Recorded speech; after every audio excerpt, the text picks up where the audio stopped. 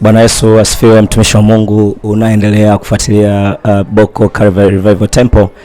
Kama ilivyo mwendelezo wa matangazo yetu ya huduma ya kumtumikia Mungu, ni siku nyingine tena tunamshukuru Mungu.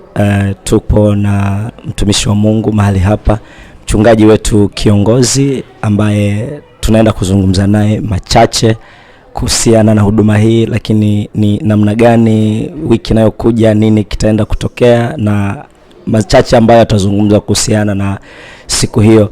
Baba, Bwana Yesu asifiwe. Amen. Bwana asifiwe sana. Amen sana. Majina yako tafadhali baba? Majina yangu ni yale. Naitwa Zekaria Paul Shila. Mchungaji kiongozi wa kanisa la Boko Calvary Revival Temple, mchungaji Zekaria Paul Shila. Jambo ni moja hasa ambalo ningetaka kutamani katika ibada ya leo. Umewatangazia washirika juu ya ibada ya ushirika wa Roho Mtakatifu. Sisi kama watoto wako wa mahali hapa ambao unatulea, tungetamani kujua machache, nini hasa umuhimu wa ibada ya ushirika wa Roho Mtakatifu? Ni muhimu sana kwa sababu kwanza ibada hiyo ilianzishwa na Yesu mwenyewe alipokuwa na wanafunzi wake waliposherehekea Pasaka ya mwisho kabla ya kusulubiwa kwake. Na ni ya muhimu kwa sababu ni moja ya maagizo. Aliagiza akasema, fanyeni hivi kwa ukumbusho wangu. Kwa hiyo kile alichokifanya na wanafunzi ndicho ambacho na sisi tunakiendeleza, kwa sababu ni agizo. Tumeambiwa tufanye hivyo, yani tushiriki ibada hii ya ushirika mtakatifu au meza ya Bwana. Amen. Ni agizo la Roho la Mungu mwenyewe ambapo Yesu aliagiza watu wafanye kwa ukumbusho wake. Baba, nilikuwa nataka kidogo uweze kumweleza huyu anayekutazama kwamba ni nani hasa ambaye anapaswa kushiriki meza ya Roho Mtakatifu? Meza ya Bwana. Yes, meza ya Bwana. Meza ya Bwana. Yoyote aliyeokoka, anayempenda Yesu, kwake ni ruksa kushiriki meza ya Bwana au ushirika mtakatifu. Yeyote aliyeokoka. Kumekuwa na changamoto hasa kutokana na mafundisho, pengine sijui ni mafundisho potoshi au ni mafundisho ya watu binafsi, wakiaminisha watu kwamba ili uweze kushiriki meza ya Bwana lazima uwe umebatizwa. Hilo lina ukweli kiasi gani? Hilo halina ukweli wowote.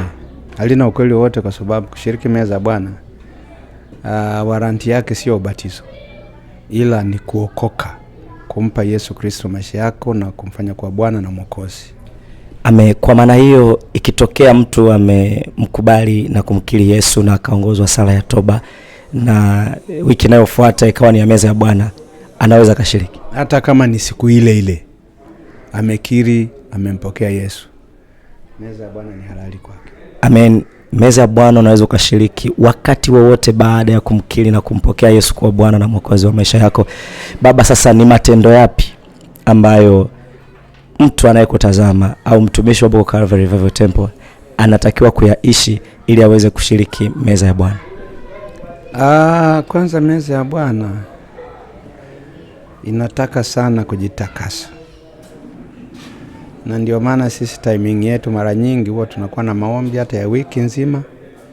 And then Jumapili yake tunakuwa na huo ushirika mtakatifu. Kwa hiyo yale maombi pamoja na maombi, lakini yanakuwa namna yetu nzuri ya kujiandaa vizuri kabisa kwa ajili ya ushirika mtakatifu, kwa kutubu maovu yetu na maisha yetu kuyaombea na kila kitu. Kwa hiyo tunakuja kushiriki tukiwa wazuri, tukiwa safi. Kwa hiyo ndio ya muhimu, hilo ndio la maana sana. Amen. Kwenye mafundisho baadhi ya unayotufundisha, ukawa unafundisha kwamba Ukristo una vita, na ukajaribu kutuambia kwamba vita ambayo inamuathiri binadamu hasa ni vita ya namna mbili, ambayo inasababishwa na shetani, lakini pia kuna vita ambayo inasababishwa na mwili. Sasa mchungaji, ningetamani kidogo uweze kuambia wanaokutazama ni kwa namna gani binadamu wameshindwa kwa karibu na Mungu na kujikuta wanatumikishwa na shetani kwa sababu tu za kimwili. Ni katika vita vile vile, na unajua katika vita lazima uwe na nguvu ya kushinda vita. Kisha kuwa dhaifu, huna nguvu ya kutosha. Kwa hiyo hawa maadui wakubwa wawili ambao ni mwili na shetani watakupiga na watashinda katika vita hii. Na wakisha kushinda, matokeo yake huwezi kuyafanya mapenzi ya Mungu, hata kama pamoja na kwamba unayaelewa, unajua Mungu anataka nini, lakini hawa maadui wawili wakubwa ni shida, ambao mpaka uwashinde wale ndio uweze kuyafanya mapenzi ya Mungu kwa sababu. Amen. Baba, nikiwa namalizia sasa mazungumzo na wewe, kumekuwa na kawaida ya Wakristo kutotii maagizo ya watumishi wa Mungu, na pengine wakifikiri kwamba ni maagizo yanayotokana na mtumishi wa Mungu mwenyewe. Hawamtazami kama ndani yake kuna sauti ya Mungu. Wanatazama kama anayesema ni yule yule ambaye ni mchungaji Shila. Na pengine hata umesema kuna ibada inakuja ya meza ya Bwana, bado mtu mwingine akasema ni kawaida tu na akaja na akashiriki. Unalipi la kuzungumza juu ya wale watu ambao wanatazama maneno kama ni ya watumishi kutoka katika nafsi zao na sio kutoka kwa Mungu?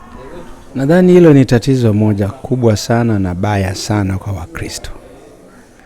Na Wakristo wengine hawatabarikiwa, hawatakuwa kiroho, hawezi kuendelea, hawezi kuwa bora, kwa sababu hawalipokei neno la Mungu kama neno la Mungu kupitia vinywa vya watumishi wa Mungu. Kwa sababu unaposhinda kulitii lile neno, maana yake hujamshindwa kumtii Mungu mwenyewe. Sasa na ukishashindwa kutii, umekwisha, kwa sababu baraka zote na kila kitu kinaanza na kutii. Kama mkikubali na kutii kama tulivyosoma leo, mtakula mema ya nchi.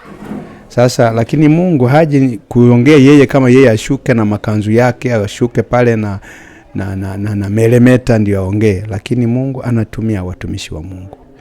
Kwa hiyo usipomtii mtumishi wa Mungu, hujamtii Mungu mwenyewe, na ni vigumu sana uweze kufanikiwa. Na Wakristo wengi wako hivyo, wanadharau sana kwa sababu hawajui wanaongea na nani au nani anayeongea nao. Amen. Wakristo wengi wanadharau sana kwa sababu hawajui wanaongea na nani na ni nani ambaye yuko ndani ya hao. Sasa Baba, mwisho kabisa tumalize, ungetamani kuambia nini Watanzania ambao wanakutazama, watumishi wa Kristo ambao wapo Tanzania, lakini dunia kwa ujumla? Nini ungetamani kuzungumza nao? Pengine niseme hivi kwamba hasa wale watu ambao wameokoka, wokovu ni vita sana, na vita ile hasa inaanzia katika kulitenda lile neno la Mungu. Vita inaanzia hapo. Kwa hiyo bila kusimama imara, bila kuwa hodari, bila kumaanisha, vita hii ni kali na mtu hawezi kushinda. Lakini tukiamua kwa dhati kumpa Yesu maisha yetu kwa kumaanisha, sio usanii, sio ujanja, kwa kumaanisha kabisa, na tukaamua kumtafuta Mungu, kwa sababu Mungu ndio nguvu yetu, na kwa msaada wa Bwana ndipo tutatenda makuu, na tunaweza mambo yote katika yeye atutiaye nguvu. Tutashinda vita hivi na tutafaulu, na tutakuwa na Ukristo mzuri na maadili mazuri na maisha ya kiroho mazuri. Kwa nini? Kwa sababu tumeamua kujiingiza mzima kwa Kristo Yesu katika maisha yetu. Amen. Tuamue kujiingiza wazima kwa Kristo Yesu. Mungu akubariki sana Baba. Amen. Amen. Mtazamaji, ni mchungaji kiongozi wa kanisa la Boko Calvary Revival Temple, mchungaji Zekaria Paul Shila. Mahali hapa tunamwabudu Mungu wa kweli. Karibu sana wewe unayetutazama kutoka pande zozote za Tanzania, Afrika, lakini pia duniani kote. Majina yangu ni Jackson Emmanuel Kabigigi. Mungu akubariki sana.